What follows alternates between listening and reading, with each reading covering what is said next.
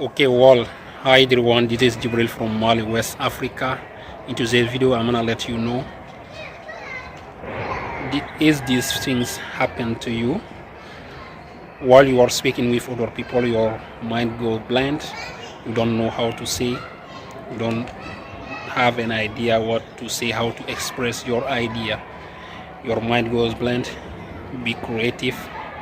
That's happen all the time, and especially the intermediate English learner.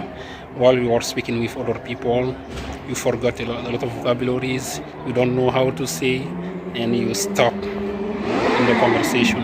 Instead of this, try to explain something you want to say, some vocabulary you forgot about it while the conversation. Be creative, explain with another word, simple word that help the people to understand what you want to say. The objective is to pass the message, is not to use the big words or the vocabularies a high level to show that your English is good. Like, be simple, simplify, and be clear.